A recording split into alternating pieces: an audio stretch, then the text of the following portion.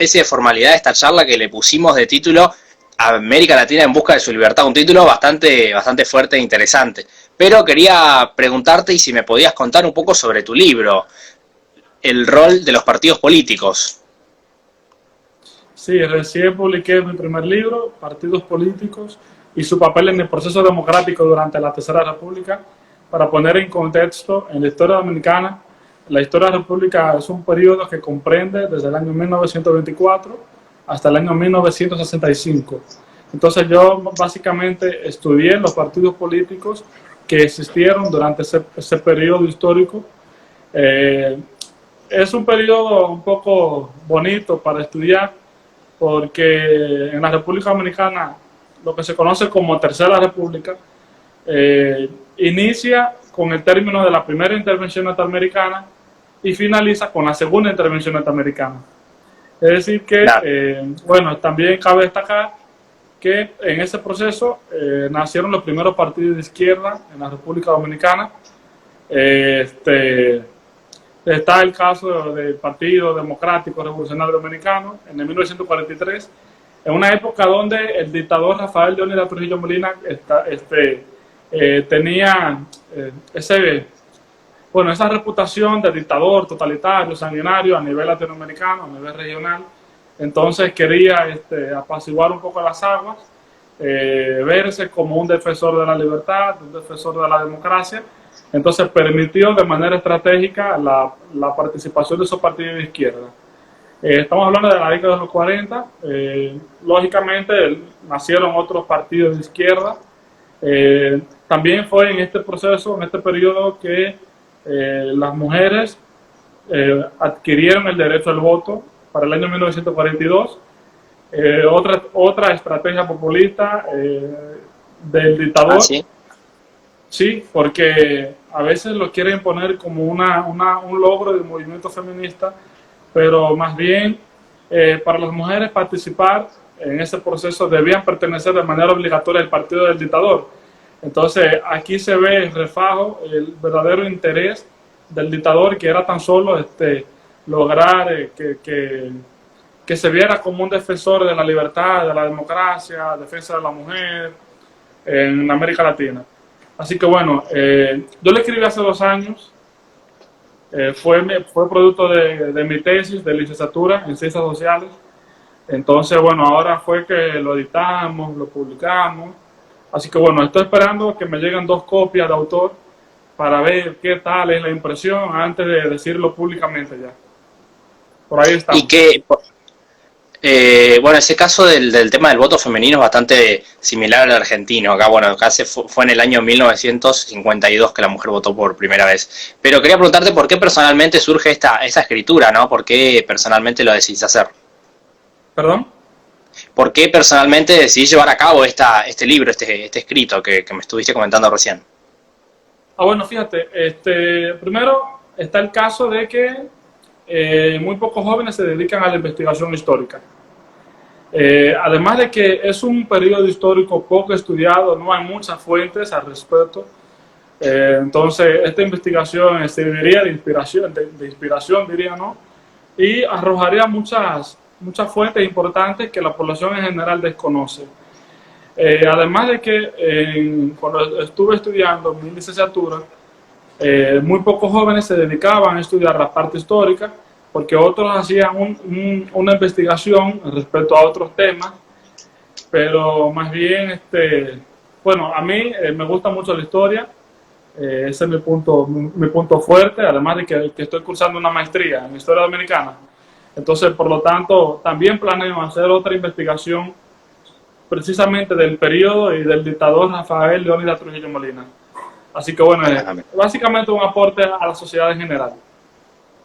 Claro, totalmente, ¿no? Es muy importante que se puedan conseguir esos escritos que son muy importantes también para que la gente no lo olvide y lo tenga presente también, ¿no? Traerlo en la actualidad, todo ese tipo de cosas. Y Sí, sí, correcto, totalmente. quería preguntarte cómo ves a Latinoamérica en este momento de pandemia, bastante incertidumbre por algunas partes, ¿cómo lo ves? Mira, tenemos un panorama un poco complicado, precisamente, bueno, Estamos lidiando aún con el totalitarismo. La gente, al parecer, no abandona las ideas del pasado. Y cuando hablo del pasado me refiero a las malas prácticas políticas. Es por esa razón que hoy en día aún vemos referentes políticos que tienen un pasado muy oscuro. Y precisamente está el caso de tu país, por ejemplo, con el peronismo y la reivindicación del mismo peronismo se ejemplifica en la política de Cristina Fernández de Kirchner.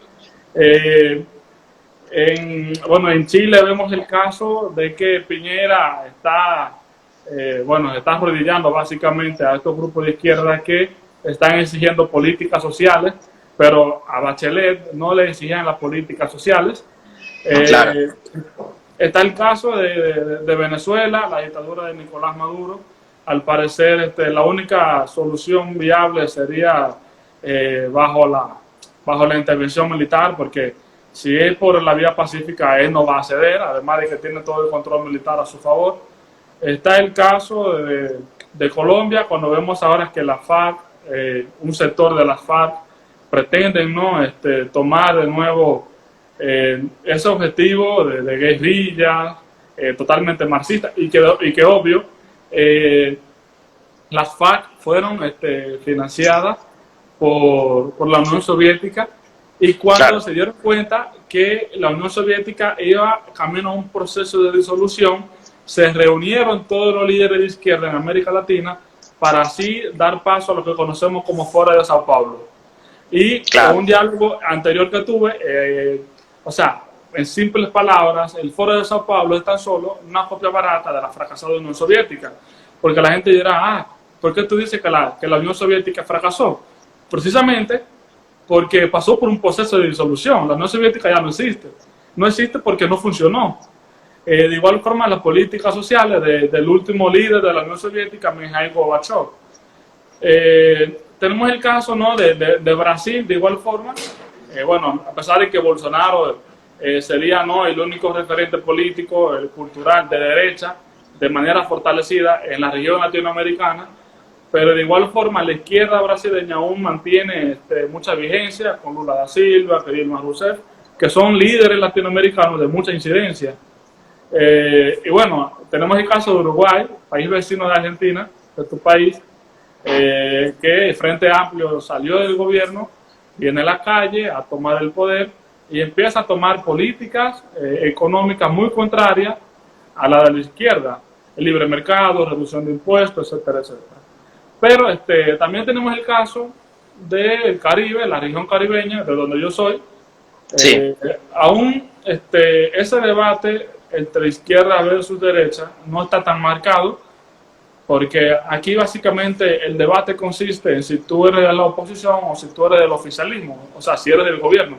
No salimos de ahí, porque la doctrina política, la idea política no tiene tanta incidencia a la hora de tú elaborar un discurso, a la hora de tú dirigir una propuesta, a la hora de tú candidatearte. Por eso en mi país, por ejemplo, ves personas de derecha en partidos de izquierda, así como ves personas que están a favor del aborto y un sinnúmero de cosas en partidos de derecha. De igual forma, ves partidos de derecha que en procesos electorales se alían a partidos de izquierda y que pertenecen al Foro de Sao Paulo. Por eso lo que te digo, aquí no tenemos ese debate así tan marcado de izquierda versus derecha. Ahí fíjate, asumir comentarios que hacen alguien por ahí.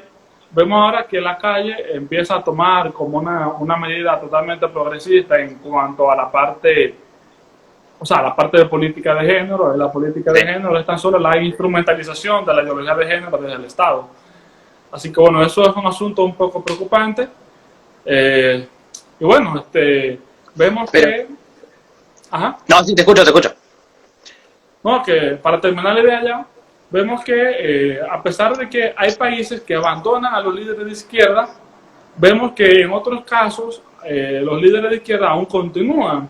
Está el caso de Andrés Manuel López Obrador en México, en Argentina, en tu caso, con este presidente Alberto. La gente pensaba que quizá la izquierda nunca iba a tomar el poder, pero entonces vemos que se ha reinventado, se ha relanzado y algunos escenarios han tomado el poder. Bueno, pero por ejemplo, Chile siempre fue como ese ejemplo, ¿no? De buenas economías y de buenas medidas en Latinoamérica. Creo que Chile durante muchos años fue ese ejemplo y que ahora está cayendo, ¿no? Y vos crees que, más allá de esas tintes progresistas que pueda llegar a tener la calle Pou, vos crees que es las medidas económicas o que él se autodefina como liberal y que él crea que que el Estado tiene que ser pequeño, ¿crees que ese tipo de políticas se extiendan en Latinoamérica, en otros países? Mira, aquí tenemos un caso un poco particular y es que los liberales y conservadores aún no han concretizado esa unión perfecta. Porque bueno, hay mucha diferencia en cuanto a algunos elementos. Precisamente no todo el liberal como tal, sino hay muchos sectores dentro del liberalismo y que vemos, ¿no? Que han relanzado otros tipos de liberalismo, como el libertario, que es palo libertario, etcétera, etcétera. ¿Qué pasa? El liberal le hace una crítica al conservador en el sentido de que pretende utilizar el Estado para imponer lo que es su moral, lo que es su religión, lo que son sus costumbres. Pero ¿qué pasa? Aquí tenemos que analizar un elemento muy importante. Y es que fíjate, el conservadurismo, el conservador como tal, tan solo busca conservar, su nombre indica, conservar aquellas tradiciones familiares, culturales, que han existido o que se han reivindicado por experiencia del individuo. Sí. ¿Por qué digo experiencia del individuo? Porque, bueno, ha funcionado, ha logrado que la sociedad se dinamice, funcione como tal. Por lo tanto, el conservador entiende que esas tradiciones familiares, culturales, dependiendo del contexto, deben permanecer. ¿Pero qué pasa? Está el caso que dentro del liberalismo hay diversas corrientes. Está el anarcocapitalista que busca la eliminación completa del Estado, pero también está el minarquista que no propone la eliminación completa del Estado, pero sí reducir las competencias, precisamente en el campo económico. ¿Y qué ha pasado aquí? Que el liberalismo primero nace como doctrina económica, doctrina política, reducir la competencia del Estado en la economía, redefinir el rol que tiene el Estado en la economía. Pero ¿qué pasa? Hemos llevado el liberalismo a un campo moral, a un campo filosófico, cuando en realidad esa no era la esencia. Claro. Porque fíjate, el liberal clásico, los principales liberales defendían la vida, que defendían la familia, que defendían un matrimonio entre un hombre y una mujer. Por hoy en día vemos tendencias dentro de los liberales latinoamericanos que defienden ciertas cosas que antes era básicamente impensable para el liberal como tal. Entonces, sí hay que proponer una unión entre liberales y conservadores, porque al final de cuentas tenemos un enemigo común que es el comunismo, que es el socialismo, porque bueno, tanto el liberal como el conservador protege la propiedad privada, protege la libertad económica, es decir, que lo defiende, pero tenemos el bando contrario ideológico que no, o sea, pretende eliminar la propiedad privada. Ese es el objetivo de los socialistas, el objetivo Sí. de los comunistas. Pero ¿qué pasa? Vemos una izquierda totalmente hipócrita que ha aceptado ahora, entre comillas, la propiedad privada. Por eso nace como tendencia un socialismo moderado llamado socialdemocracia. Este sistema se implanta en diversos países luego de la Segunda Guerra Mundial. En Europa, luego de la Segunda Guerra Mundial, adopta la socialdemocracia. Pero ¿qué ha pasado con la propia socialdemocracia? Que la socialdemocracia también ha tenido su declive. En los países al norte de Europa vemos que hay un estado de bienestar gigantesco, pero de igual forma vemos que adoptan políticas de libre mercado. Porque precisamente ese es otro paso que debemos dar los partidos latinoamericanos. Pasar de una economía social de mercado a libre mercado. Porque se ha comprobado por evidencia empírica que mientras más Estado o mientras el Estado tenga más rol en la parte económica, entonces el crecimiento económico no se va a dar. Porque el Estado no genera riquezas, es el sector privado. Entonces, ¿qué pasa? Si reducimos los impuestos al sector privado para que de igual forma dinamice la economía, entonces vamos a ver un crecimiento económico. Si vemos que el Estado entonces se encarga de regular la economía, entonces no vamos a ver crecimiento económico. porque el Estado como tal, gigante así, va a aumentar los gastos públicos, va a aumentar la nómina pública, que va a aumentar los impuestos, porque al final de cuentas va creciendo una burbuja que al final de cuentas explota. Entonces, lo que sí hay, lo que te digo, proponer una unión entre los liberales y conservadores para que el comunismo no siga avanzando, para que el Foro de Sao Paulo no siga venciendo en algunos casos, porque vemos ahora que el Foro de Sao Paulo se está relanzando. Ahora vemos un grupo llamado Grupo de Puebla, Sí. formado por líderes académicos de la región latinoamericana.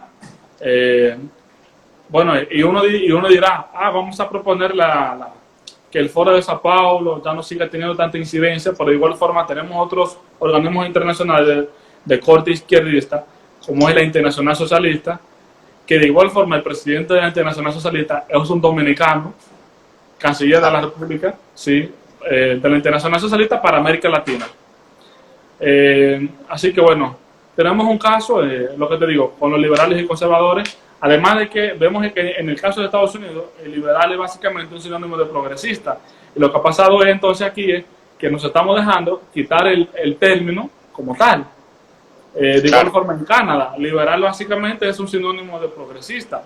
Y aquí se mantiene esa idea de que un liberal es progresista, no porque nos quitaron el término, sino más bien por falta de educación política. Porque eso es otro elemento importante. Si no hay educación política, no vamos a comprender realmente las ideas políticas. Así que bueno.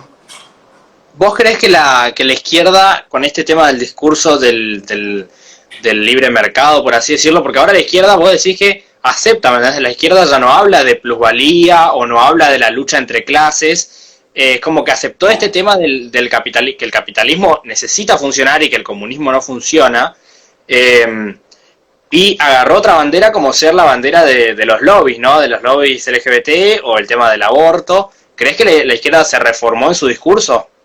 Sí, totalmente. Y es que aquí hay que hablar de trasfondo filosófico e ideológico de la propia izquierda.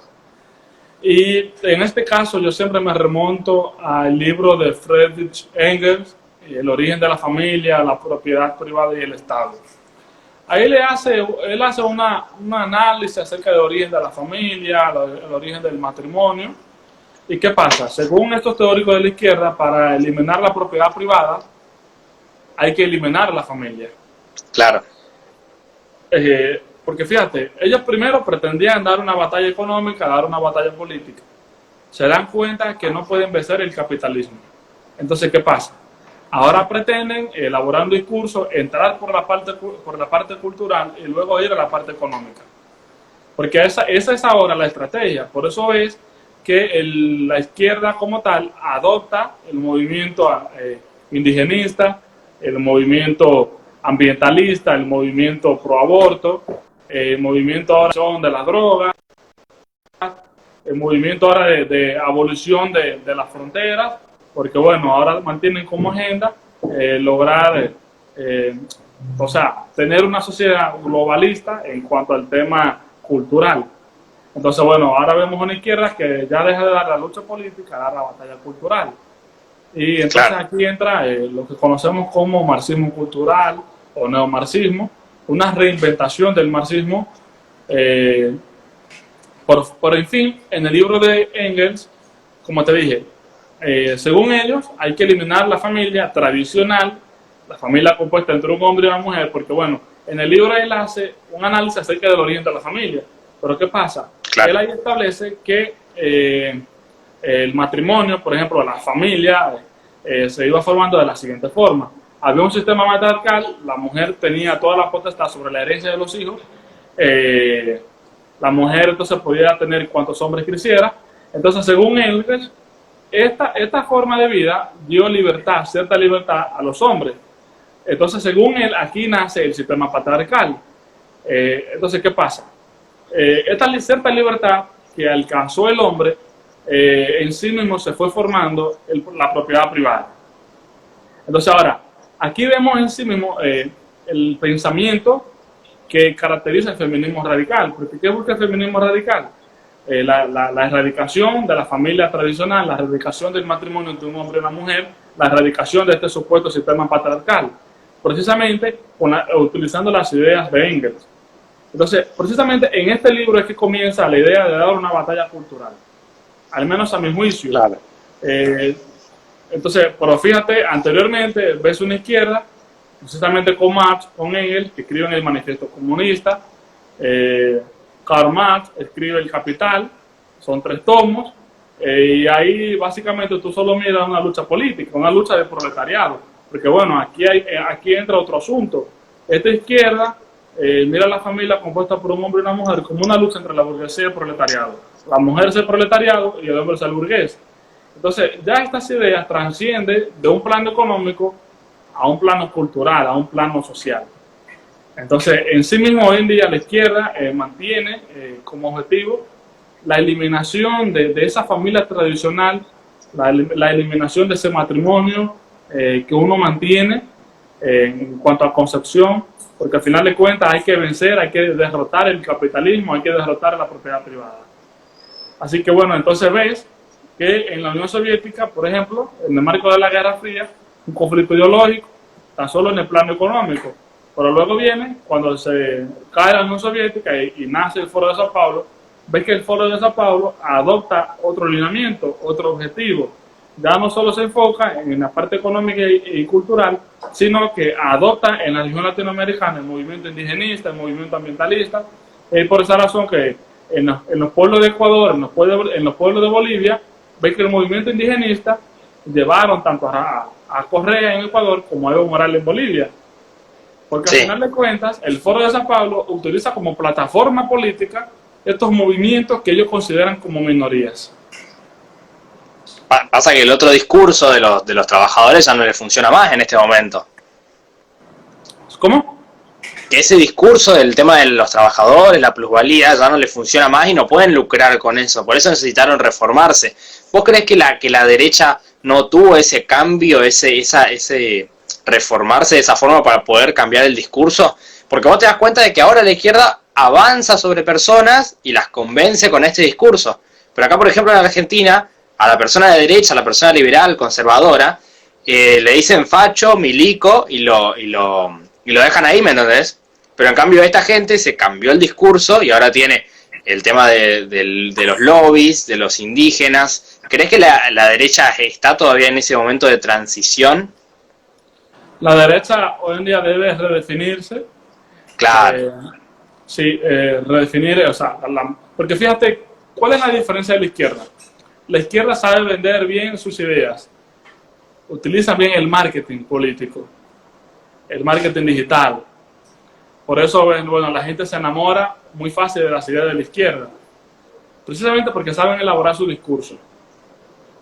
A diferencia de la derecha, que no mantiene tanta incidencia, no solo en las redes sociales, sino en los medios públicos de comunicación.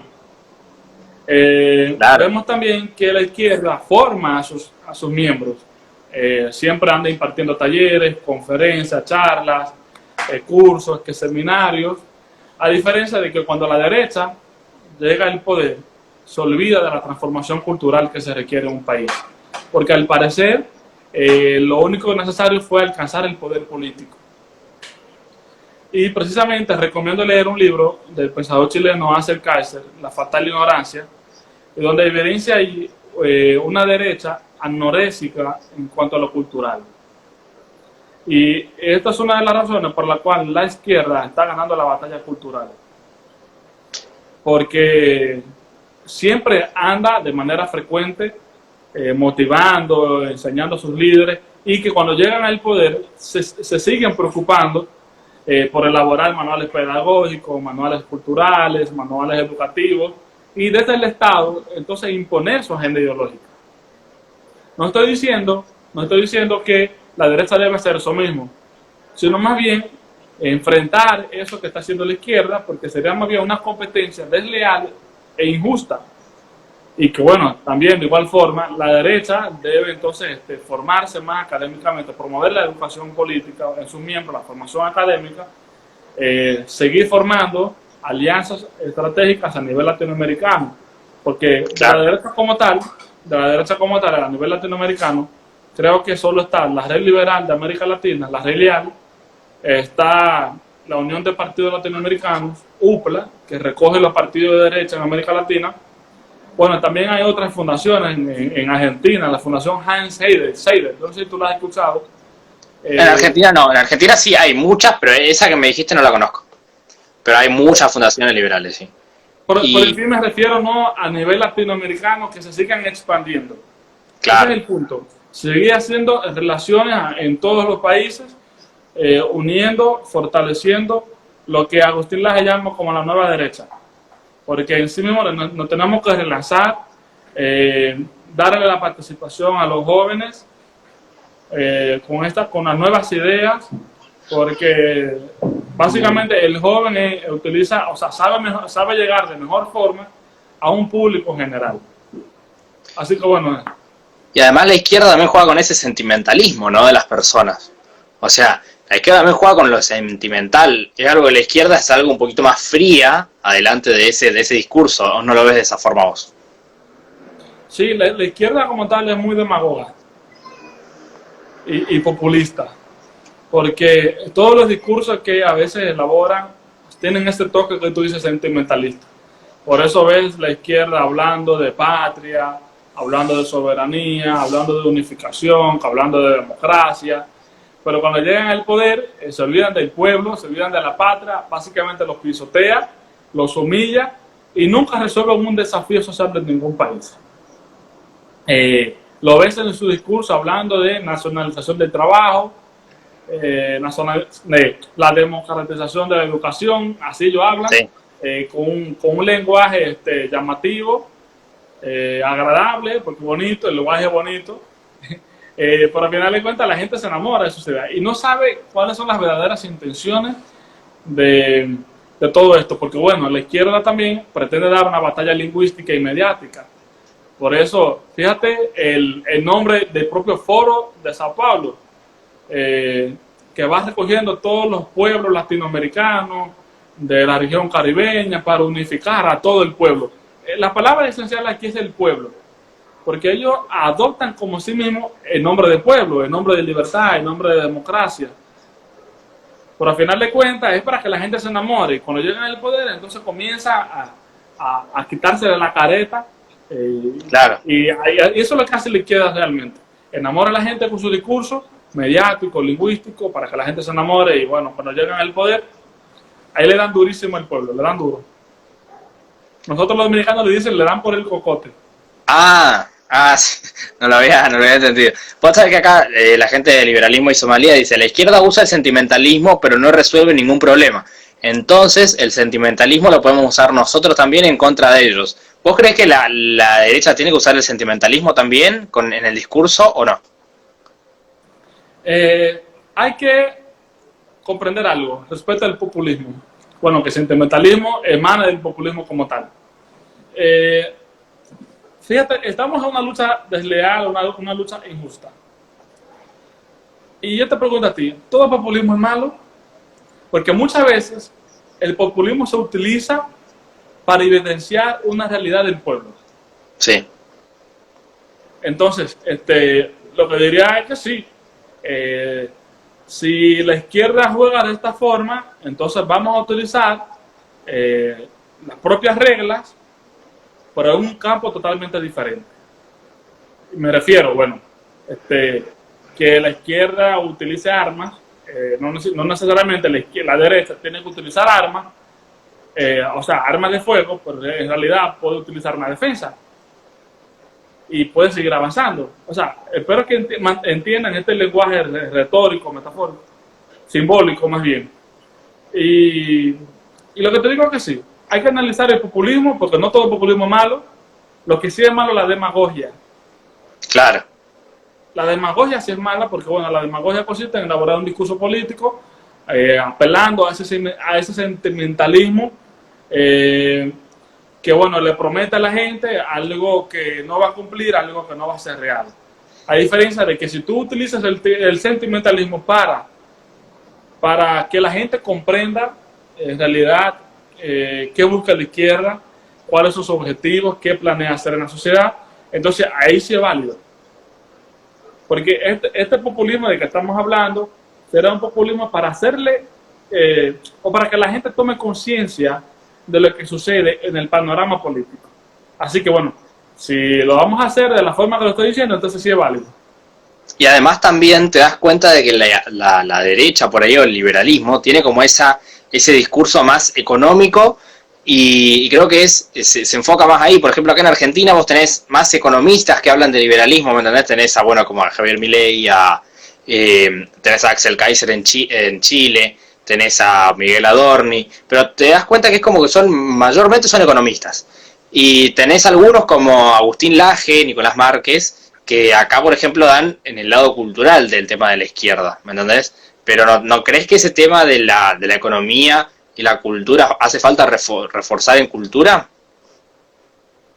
Ya en la parte económica entiendo que estamos más fortalecidos. Claro. Aún, sí, aún en la parte cultural no estamos tan fortalecidos porque, bueno, ¿qué referentes culturales te podría yo mencionar a nivel latinoamericano? Bueno, te mencionaría a Laje, a Nicolás, a Pablo Muñoz, a Mícolas Lucas, a Maca, a Horacio Justo, a Mila, Danan, hay mucha gente que lo consideran, Manuel Danan, Sí. que canta rock allá. Mucha Sí, gente sí, lo sí. considera como un referente cultural. Yo no tanto, pero bueno, ya esos son algunos otros temas.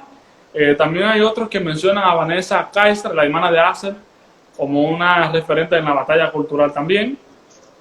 Pero sí, creo que en la parte cultural necesitamos fortalecernos, porque ya en la parte económica, la parte política, al menos la derecha está bien fortalecida en esa parte. Pero está el caso de que hay muchos de esos referentes económicos que se distancian bastante ya en la parte cultural. Porque vemos Claro. muchos liberales, bueno, vemos muchos liberales, libertarios, como deseen llamarle, para el contexto, que defienden el matrimonio gay, que defienden la legalización del aborto, que defienden la adopción homoparental, que defienden la legalización de las drogas, que ahí chocan, ¿no?, con otros liberales, porque no necesariamente tienen que ser con los conservadores, porque bueno, a veces esta clase de personas utilizan a los conservadores como un arma de doble filo. Atacan a los conservadores y ya, pero bueno, dentro del mismo liberalismo vemos referentes, vemos pensadores que defienden la vida, o más bien el liberalismo original defiende la vida, porque bueno, muchos de los referentes del liberalismo clásico, el liberalismo inicial, tenían una estrecha relación tanto con la Iglesia Católica Romana como con el protestantismo. Claro. Y que bueno, este mismo liberalismo clásico es el que permite el desarrollo o el surgimiento de naciones como Estados Unidos. Este mismo liberalismo clásico es el que permite el avance de países que están al norte de Europa, Suiza, Holanda, y con la influencia de este pensador calvinista. ¿Calvinista quién era? Calvinista era creyente de Dios, pero al final de cuentas, en cuanto al pensamiento económico, defendía la reducción del Estado en la economía. Pero ¿qué pasa? Vemos que pensadores dentro de la corriente liberal empiezan, ¿no?, a malinterpretar, a llevar más bien el liberalismo a la plataforma moral, a la plataforma filosófica, porque bueno, aquí tenemos otro caso a analizar. Para mí la libertad tiene límites. Vemos que hay personas dentro de la corriente libertaria, dentro del mismo liberalismo,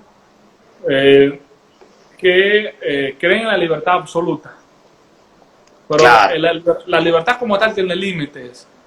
Estos límites son la moral, la dignidad humana y la verdad. Fíjate, tú y yo somos iguales ante la ley. Y muchas veces queremos interpretar más bien esas que existen ante la ley para así mismo hablar de libertad. Que tú y yo seamos iguales ante la ley no significa que, bueno, yo puedo casarme con una mujer, pero tú, como yo somos iguales ante la ley, entonces tú puedes casarte con un perro. Porque no, somos iguales ante la ley, él sí puede casarse con un humano, pero tú puedes casarte con un perro. A ver, o sea, ¿dónde está la moral? ¿Dónde queda la moral? Claro. ¿Dónde queda lo que es ético? ¿Dónde queda lo que es bueno, lo que es malo?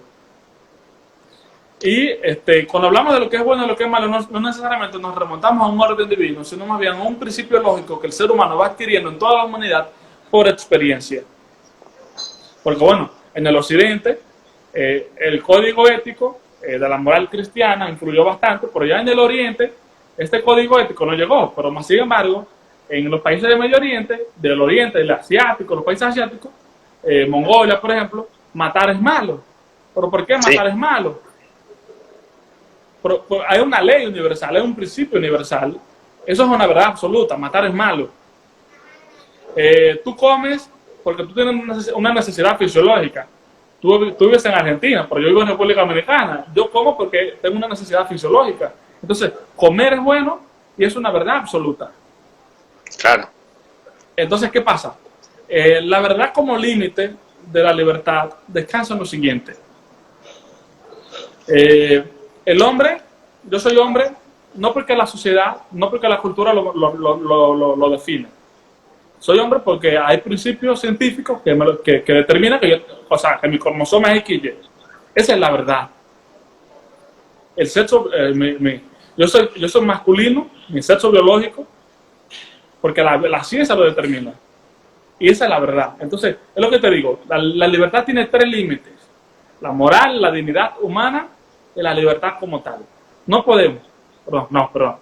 La moral, la dignidad humana y la verdad. No podemos ser libres sin ser verdaderamente celosos de la verdad.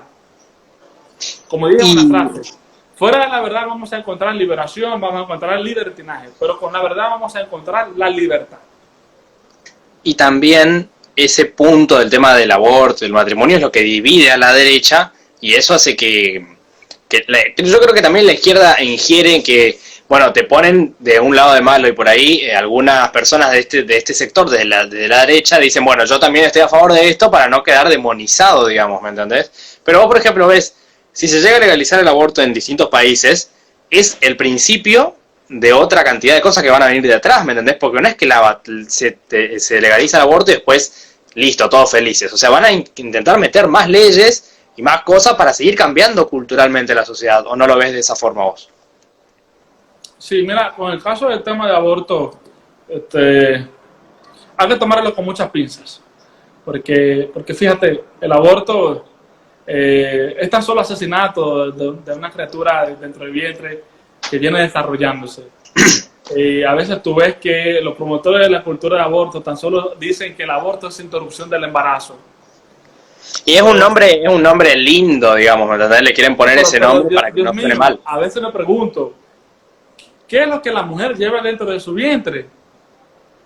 ¿Es acaso una bacteria? ¿Es acaso una manzana? Que es un individuo, es un ser humano. Porque bueno, aquí ellos pretenden desvirtuar el tema de la vida, de cuándo la vida comienza, cuál es el origen de la vida. La vida comienza cuando ese espermatozoide llega al óvulo, se fecunda, ya ahí comienza la vida. Porque bueno, entonces a partir de ahí viene a desarrollarse lo que conocemos como feto, como embrión, etcétera, etcétera. Pero, ¿qué pasa? Hoy en día ahora pretenden colocar el aborto como un tema de salud, pero resulta que ningún tipo de aborto mantiene algún, o sea, que no es saludable, que no es seguro. Pero fíjate, está el aborto quirúrgico, el aborto mecánico, el aborto por succión, que para mí es uno de los más peligrosos, y que bueno, la propia IPPF establece que un aborto durante el primer trimestre cuesta entre $150 y $1.500. Entonces, evidencia que el aborto, antes que ser un tema de salud, también es un tema de negocio. Porque fíjate, este año hemos superado, hemos llegado casi a los 30 millones de abortos en todo el mundo, tan solo en el año 2020. Y de las muchos fueron de manera clandestina. Ok, bien, perfecto. Pero ¿y los que no fueron de manera clandestina? ¿Y los que tuvieron que pagar por esos abortos? Estamos hablando de que la IPPF dice que un aborto durante el primer trimestre cuesta entre $150 y $1.500. Pero de igual forma, una pastilla abortiva, una píldora abortiva puede costar hasta $800. Esto no me lo estoy inventando yo, esto lo dice la propia IPPF en su página oficial.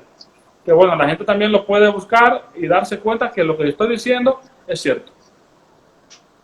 Pero ¿qué pasa? tenemos el caso de que la IPPF, de igual forma, para lograr su agenda abortista en los países de América Latina y otros países de la región latinoamericana, financia grupos pro aborto, grupos feministas. Está el caso de, por ejemplo, en la República Dominicana, una institución llamada Pro Familia. Curioso el nombre, porque de defender a la familia no tiene nada. Es tan solo una institución que se basa en los parámetros de planificación familiar, la defensa de los derechos reproductivos, sexuales de la mujer. Pero ¿qué pasa? Lo que no dice esta institución es que ha recibido por parte de Pro Familia, desde el año 2008 hasta el año 2016, más de 400 millones de pesos dominicanos. Estamos hablando que en ese periodo, en esos 9 años, Pro Familia ha recibido aproximadamente 8 millones de dólares. ¿Pero qué pasa? La República Dominicana tiene otras necesidades antes que el tema del aborto. Y que de igual forma, Pro Familia también inventa frases. Porque en el año 2016, publican un informe sobre el aborto en la República Dominicana y dice que el aborto, en cuanto a la muerte materna, representa un 12%. Resulta que Pro Familia no es una institución oficial para dar cifras de salud. Pero ¿qué pasa? El año siguiente, el Ministerio de Salud Pública de la República Dominicana, un órgano oficial para dar datos de salud, establece que el aborto en cuanto a muerte materna solo representa un 3%. O sea, aquí vemos que Pro Familia básicamente nos está mintiendo en nuestra cara. Y de igual forma, entonces, exhorto a las personas que están viendo el live y de sus respectivos países que investiguen los reportes financieros de la IPPF, porque todos los países de la región latinoamericana de igual forma reciben fondos por parte de la IPPF. Está el caso en tu país de este grupo de Católicas por el Derecho a Decidir, me parece que es el nombre. Sí, Católicas por el Derecho a Decidir, así se llama. Son católicas, pero tienen derecho a decidir qué. Es bastante contradictorio, porque la izquierda no, es bastante contradictorio porque la iglesia no está a favor de eso. O sea, se contradicen con las palabras. Y vos sabés que eso, el tema del dinero que vos nombrabas, vos le decís a alguien que está a favor del aborto de eso, y te vuelve a jugar con el sentimentalismo, y te dice, vos sos un antiderecho, ¿me entendés? Por eso el discurso está tan bien armado, que tenés que saber cómo lo vas a contradecir, ¿me entendés? Sí, y bueno, te pintan a ti como un machista, como un fascista, como un heteropatriarcal, heteronormativo. Dirán que estás en contra de los derechos humanos. Y que fíjate, aquí viene otra contradicción con respecto a los derechos humanos. Porque la propia Declaración de los Derechos Humanos, la Declaración Universal, la que se firmó en París en 1948, en el artículo 3 establece que todo individuo tiene derecho a la vida. La propia Declaración de los Derechos Humanos. Entonces, sí, cuando tú ves grupos pro aborto, grupos feministas defendiendo el aborto, porque al final de cuentas eso es un asunto de derechos humanos, pero caramba, vamos a leer la Declaración Universal, porque ustedes se están contradiciendo. Y así como en la República Dominicana, como en Argentina, vemos que la IPPF sigue financiando grupos feministas, grupos pro aborto, a la clara. Lo están haciendo de manera clara. Pero ¿qué pasa con la IPPF? Que en Estados Unidos, Donald Trump decide recortar los fondos que le destinan a la IPPF. El FBI comienza una investigación a la IPPF por tráfico de órganos, de bebés abortados. Claro. Entonces, pretenden de verdad que yo defienda esta clase de derechos que se han inventado a las mujeres. Si es así, prefiero que me sigan diciendo machista, fascista, defensor del sistema patriarcal. Porque yo la verdad esto no lo pienso defender. Aquí hay dignidad humana. Nombraste a Estados Unidos y a Trump. ¿Vos cambiando de tema, crees que en noviembre Trump va a conseguir su reelección? Sí, totalmente. Porque fíjate algo. En Estados Unidos el sistema electoral no solo se basa en el voto popular. Están los colegios electorales de cada estado. Claro. Y precisamente el diseño de ese sistema electoral es un diseño casi perfecto. Porque bueno, si nos basamos tan solo con el voto popular, básicamente le estamos dando apertura a los fraudes electorales. Ah, pero ¿qué pasa? Que cada estado tiene colegios electorales que sí importan. Porque fíjate qué es lo que pasa, o lo que pasó con Hillary Clinton en el año 2016. Hillary Clinton ganó con el voto popular. ¿Pero por qué? Porque ganó en estados como New York, en estados como California, que son los estados que tienen más población. Sí. Pero resulta que si una persona que gana con los votos populares tan solo en pocos estados, sería injusto entonces que vaya a gobernar en todos los estados. ¿Cuántas provincias tiene tu país? Como 23, ¿verdad? 23 por ahí. 23 provincias. Buenos Aires es la que tiene más población electoral. Claro, es 23 provincias y la Ciudad Autónoma de Buenos Aires, que tiene 10 Entonces, millones de habitantes. básicamente, en Argentina, quien gana en Buenos Aires, básicamente ganaría en todo el país, ¿verdad? Porque No tan así, pero sí tenés la mayoría en Buenos Aires. Tenés la mayoría concentrada. Después en provincias como Córdoba. Sí, en Argentina, un candidato presidencial gana en Buenos Aires y ganan en 2 o 3 provincias y logran el voto popular. Pero resulta que en las demás provincias no ganaron. Claro. ¿Sería justo de verdad que vaya a gobernar a todo el país por eso? ¿Verdad que sería injusto? No, sí, obvio. Pasa con el sistema electoral de Estados Unidos. Acá teníamos ese sistema como el de Estados Unidos. Hasta que se reformó la Constitución. Sí, acá había colegios electorales hasta la reforma de la Constitución del 94, si no me equivoco. ¿Lo tenían antes? Sí, antes había colegios electorales acá. Después un gobierno lo cambió. Ahora ya no, ahora es voto popular. Ah, mira qué bien. Entonces aquí yo propongo que sea bajo colegios electorales. Aquí nunca hemos tenido ese sistema. Ah, mira. Todo ha sido bajo el voto popular. Pero bueno, te voy a poner el ejemplo de mi país. En mi país hay 2 provincias con la mayor población electoral. Está Santo Domingo, que es la capital, y está Santiago, donde yo soy. Sí. Básicamente, quien gana en esas 2 provincias, gana en todo el país. En mi país hay 31 provincias y un distrito nacional. Imagina que un presidente nada más ganó en Santiago, Santo Domingo y el Distrito Nacional. Ya ganó, pero perdió en todas las provincias. Básicamente ya tiene el voto popular, pero entonces sería injusto que gobierne el país completo tan solo con 3 provincias. Lo mismo pasa con Estados Unidos. El Partido Republicano, para aterrizar ya la idea, y Donald Trump han sabido trabajar en base a los colegios electorales, porque lo que ha hecho el Partido Demócrata es olvidarse de estados que están al norte de Estados Unidos, Dakota, esos países que están en el norte, que nadie casi habla, Wyoming, por ejemplo, tienen sus colegios electorales, pero el Partido Demócrata básicamente no les interesa, diría yo.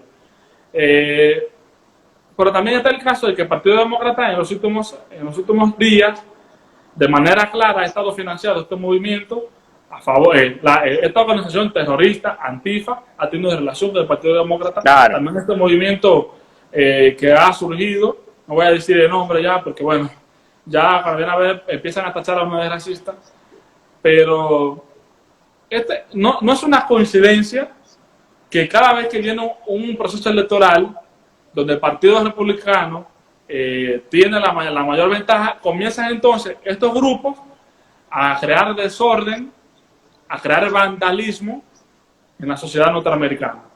Grupos de operación lo llamamos acá, digamos. ¿Perdón? Grupos de operación lo llamamos acá. Ese tipo de cosas. Entonces, sí, yo creo que Donald Trump va a ganar, a pesar de que, bueno, porque bueno, no podemos ver a Trump como el Mesías, como el santo, porque bueno, en el caso del tema del coronavirus se ha manejado muy mal en cuanto a los medios de comunicación, además de que hay que hacer una crítica, y es en el asunto de la inteligencia emocional. Claro. El líder de la mayor potencia del mundo debe mantener la inteligencia emocional, y a veces Donald Trump ha fallado en esa parte. No podemos entonces alabar a Trump como un dios, porque bueno, cada quien con su defecto. Pero sí sería importante, precisamente para la derecha, que Trump permanezca en el poder, porque Si el partido demócrata, Biden, que también es un hipócrita, porque hoy en día tú lo ves ahora hablando de matrimonio gay, pero anteriormente, cuando era candidato a senador, hablaba de que el matrimonio debía ser entre un hombre y una mujer. Entonces ahora vemos que Biden comienza con políticas inclusivas, que a favor de la comunidad LGBT, etcétera, etcétera. El Partido Demócrata es un partido totalmente hipócrita y que históricamente ha negado los derechos tanto de la mujer como de los negros. Pero hoy en día vemos que el Partido Demócrata defiende los negros, defiende a la mujer. Tan solo hay que remontarse a la historia. En la Es guerra que eso es lo civil importante, americana, ¿no? Ver la la guerra historia es lo civil más importante. americana, en la década de los 60 del siglo XIX, en 1860, cuando Abraham Lincoln decide abolir la esclavitud en los Estados Unidos, ¿qué pasa con los estados del sur?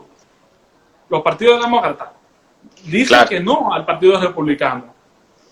Y así comienza esta guerra racista, y que de hecho el Partido Demócrata fue el partido que creó este grupo, los KKK. Sí, el Ku Klux Klan. Sí, este movimiento racista fue creado por el Partido Demócrata. Ah, ¿por qué pasa? Otro dato que la gente no conoce. Cuando el primer estado en reconocer el derecho al voto de las mujeres fue el Partido Demócrata, en el estado de Wyoming, un estado que casi la gente no habla. O sea que el Partido Republicano, históricamente, es el partido que ha estado siempre a favor de los negros y a favor de las mujeres. Porque bueno, ¿por qué si el Partido Demócrata ha estado siempre a favor de la mujer? Históricamente no vemos un ejemplo de que el Partido Demócrata estuvo siempre a favor de los negros o a favor de las mujeres. Estamos hablando del siglo XIX. Pero lo que pasa es que hoy en día todo el papel ha cambiado. Sí. Y vemos entonces el Partido Demócrata lo más hipócrita que vemos en todo el mundo. Así es. Juan Manuel, muchas gracias por esta tarde con vos. Muy, muy interesante realmente esta charla.